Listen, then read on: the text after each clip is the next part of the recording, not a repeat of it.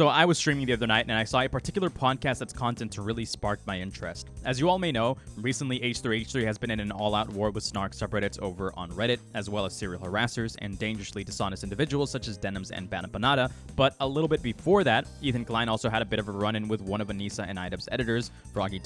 This person was making insane conjectures akin to snark discussions over on Reddit, claiming that Ethan was a bad person over accusations that Hila Klein had neglected his dog, which led to a premature death. Also, I have to emphasize here, these are complete speculations founded on nothing but conspiracy that mainly comes from snarkers on the internet. If you want to learn more about that, I suggest watching Ethan's newest video. Anyways, let's get to the point. When it comes to Froggy and all of this, Ethan made a response on his Instagram story and furthermore also talked about it on his podcast on the H3 show 118. During this, Hila Klein expressed severe disappointment that a former editor, I have to make that clear now because I misspoke earlier, of what he considered to be two of his closest friends would take to the internet and essentially regurgitate the same snark talking points, which revolve again mostly off of insane bad faith twist of events. Froggy, who is a previous editor and friend of Anisa and IDubbbz, who also, I mean, Anisa was interacting with him as far as like the same day, talking to him on Twitter. She's at least on friendly terms with them. That being said, my criticism is obviously of him. He's like it seems like he's a deep level snarker. But here's the caliber of tweets that this guy's putting out. It's all nice and good to reach out and say like, hey, just so you know, he doesn't work for us anymore. And I'm really sorry that you're going through this. And openly communicating with somebody who's actively saying this shit. And by the way, all the people that openly defend these people, this is all snark information. This is all shit that is on snark, and this is the shit that they talk about every day. This isn't just appear out of the ether. They put like a IDF baby killer, all this types of shit, and that's showing up right up on Anisa's and IDubbbz feed. My good fucking friends who I stood by after all these fucking years can't find a spine to speak up. You know why? Because they'll get murdered for saying one goddamn fucking thing in our defense. Like, actually, Hila's not a baby killer. Actually, accusing Ethan of killing his dog is maybe too far, because they have mobilized such an insane harassment group that anybody who says any fucking thing, they will attempt to ruin their lives. And once again, I'm the crazy one.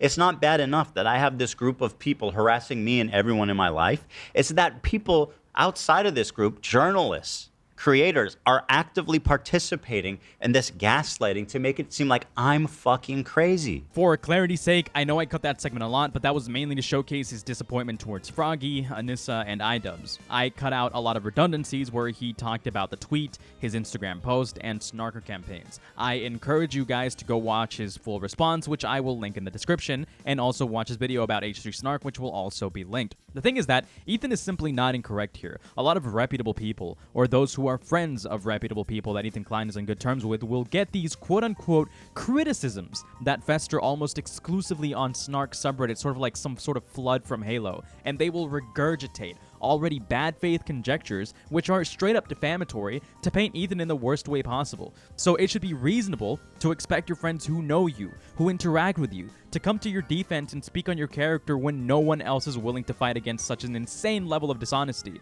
But what did Anisa and IDubbbz do, you might ask? Well, on to the main topic of this video. Anisa and IDubbbz actually addressed Ethan live on their podcast, but I just want to like see where Dane's at with this, because I want to see how widespread this is. Dane, do you know what we're talking about at all? No. Okay. Cool. Okay, so there you go. This is for a very specific subset of people who are very upset in my DMs. Yeah, so Ethan's upset with I think some of our connections, and you know, we've tried to reach out to Ethan to talk privately. Basically, it just seems like we're at a bit of an impasse. So we want to stay out of the drama as much as possible. We don't want to pile on and add to anything.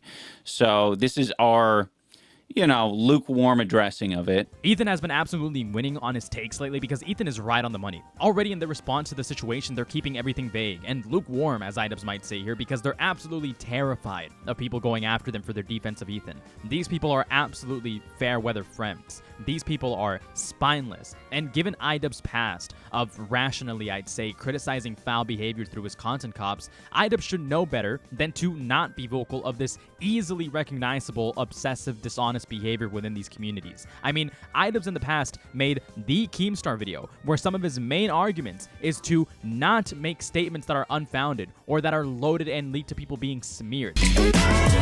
He's a very rash decision maker, and he'll just say something before he even thinks about it. He has no filter, he'll just do it. And this has resulted in countless examples of him saying really regrettable shit. Total Biscuit, can't wait to report on your death. Can't wait to report your death. This Twitch streamer is a pedophile. So this leads to his timeline being jam-packed of borderline hypocritical dumb shit. There are a lot of reasons to call Keemstar a hypocrite. I'm going to focus on one reason, the reason that I find most compelling. My objective isn't go destroy their life on Drama Alert. I don't use my platform that way. You know how they've been contacting me saying that you've been dating some like 14-year-old French girl and shit? Just please swing at me. If you're gonna swing at me, dude. Let me know, because I got a fucking files on top of files to swing back at. I don't use my platform that way. Well, that was extremely blatant. You said you don't use your platform that way, but then you threaten to use your platform that way. But IDubbbz, the Keemstar Twitter account and Drama Alert are two separate entities. I try to keep my show fair and balanced, but on Twitter, I'm gonna give my opinion. I heard you're a pedophile. 14-year-old French girl? Pedophile. I have the taste of pedophile cum in my mouth. I'm on the hunt. I hit up Pyro in the DMs. I'm like, is this true? He says it's not true. He gives me some stuff. All right, and I don't run the story. I talked to Pyro and he gave me some stuff and we hashed it out. It's no longer news. It's no longer going to become news because I deemed it not news. If it was someone I disliked, guess what? That's news. On his Twitter, he will constantly allude to people being guilty or innocent or not guilty, depending on whether they go onto his show or not. See, at their core, a lot of these criticisms can be applied to the behavior that Ethan is complaining about. You shouldn't make insane conjectures purely of what your personal biases are. You shouldn't imply people are guilty because of these conjectures, and you shouldn't utilize a platform to weaponize said conjectures against someone. IDubbbz should absolutely be able to recognize the issue here, but honestly, I think that he does recognize the issue, and he just doesn't want to engage with it because of fear. So instead, he pretends like it's not worth getting involved. But apparently, all of this maturing that he did, and all this learning that he did, and all of this remorse he feels for the people he criticized in the past led him to not rationalize all of these fair and reasonable criticisms anymore. This is what his growing arc was. It's absolutely pathetic that IDubbbz isn't drawing a line here. He's more than capable of recognizing these issues for what they are. He did so in the past, so what's stopping him now? The door is always open. I want to, like, really drive it home. We don't condone harassment of We don't any kind. condone harassment of any kind. Of any kind, okay, period, which is why we have not stuck our foot in any of this, because it is not productive. I don't think it's helpful, and these are real people who have real feelings. This is honestly such a cowardly display. What she's doing here is literally avoiding coming to the defense for Ethan because she doesn't want to piss off either side. She's literally just fence-sitting, and they have the gall to say, we've come to an impasse. It's not that difficult to accept your friend's concerns and recognize these issues. I mean, just a few minutes later, IDubbbz does reference how he would go hard after people during his content cops, so again, he should easily recognize the problems here and call them for what they are. It's also incredibly infuriating to hear Anisa make these vague statements about how people have feelings and they don't want to pile on and make the situation worse. Make the situation worse how exactly? Whose feelings are you going to impact here? Your former editor, who is a former editor? Ethan, who has backed your business ventures in the past with Creator Clash? The snarkers online who make these insane, slanderous, defamatory schizo theories? Are you seriously avoiding choosing a side here because you value the emotions of obsessive freaks who slander Ethan and accuse him of insane things on a weekly basis, such as your own former editor? I think I want to pivot this into something that I don't think I didn't touch on it in my apology video many years ago. Was it Man, many years ago? how Was it long 1 ago? year ago? A few. Yeah. I think in that video there was a lot. I had a lot of feelings, and like I think the most obvious one that and message that like made the most sense to people was me apologizing for slurs and just being generally insensitive to minority groups and people in general. Yeah. And I think the thing that I maybe should have added to that, but I think it was kind of like implied if you're really like looking for it, is the harassment. I think harassment online is like, you know, we felt it. We felt course. plenty of it. Yeah. And you know, that's kind of why there's been a shift in my content, is because it's not fucking healthy for people's brains, and it like doesn't get you anywhere. Like I would make, you know, a couple videos, the content cop and the content deputy, and then I would say, okay, I'm done.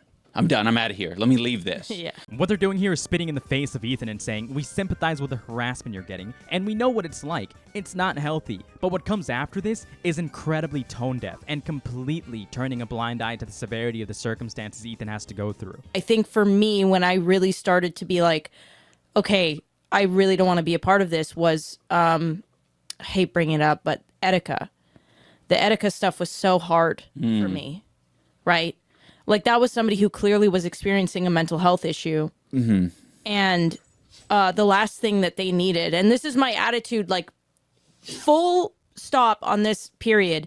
The last thing somebody who's going through something like that needs is more eyes on it and more, like, people weighing in, right? And, like, that's why I'm kind of angry that we even have to, like, talk about it here, is that, like, whether or not people who are in it right now realize it on any side, the more people who weigh in, the more people who add to the conversation, the more people who amplify it, the worse that it gets.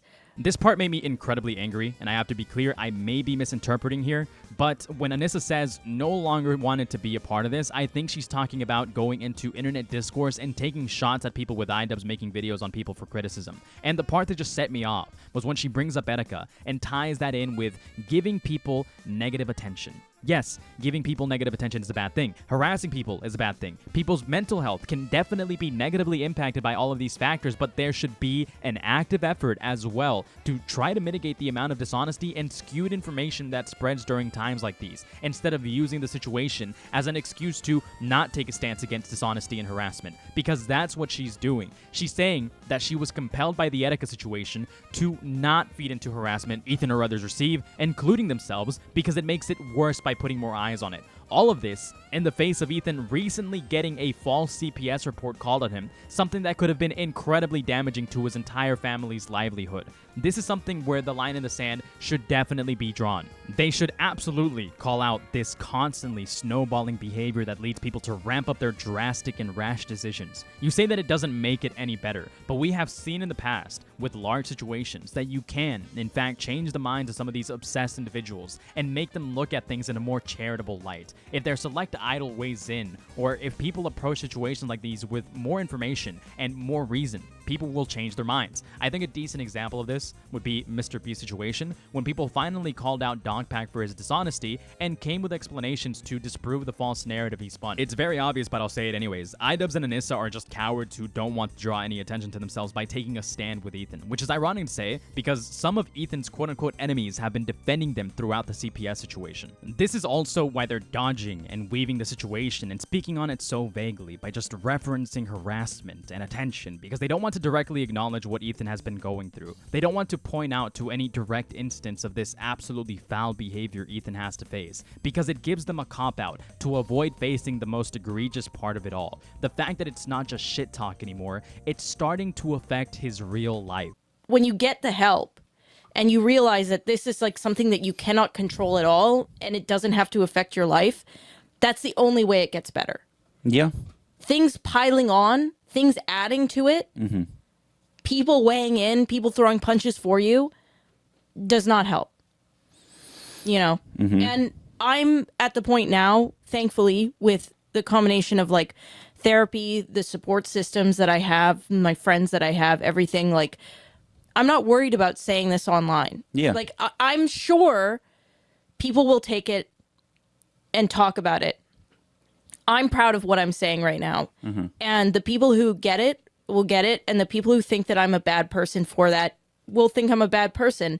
And I'm okay with that because I don't believe that I'm a bad person. And I think that's a very strong tool. And I hope to God that the people who are really drowning right now, okay, whoever you want to, in your head, whoever's listening to this, whoever you think is drowning right now, I hope to God that they get the help that they deserve to stop hurting themselves and stop hurting other people across the board. Yeah. That's my take. And it really, it affects everyone. It is, you know, I remember, you know, looking around at my close friends, my internet friends, loads of people, and just was like, this is interesting. Like I'm not really getting private messages of support, at least not from the people who I would expect to get it from.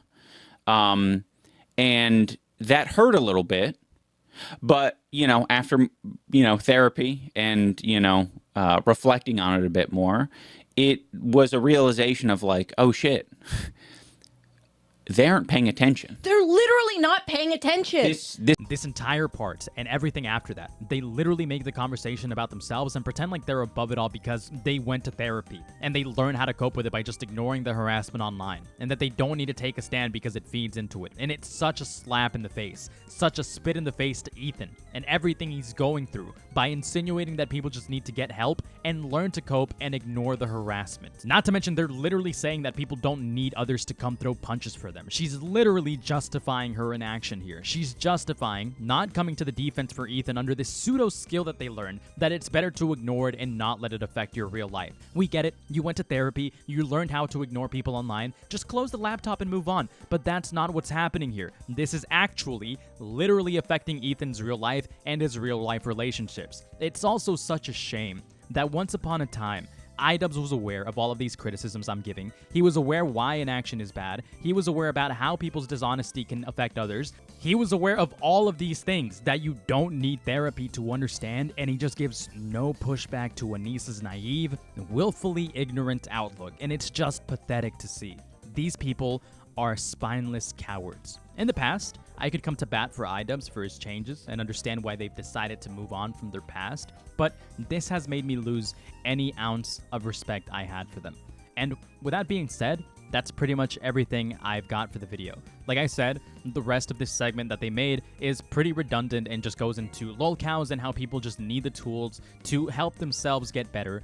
And sometimes people don't have the tools. Blah, blah, blah. Yapping aside, I suggest you also go watch this conversation for yourself and make what you will of it so that you can get everything within context. That's all I got for today. Later. A little bit of a message for those who stayed till the end of the video. If you want to see me cover drama live on stream, I will link the Discord in the description. You can come join and be alerted of any time that I go live.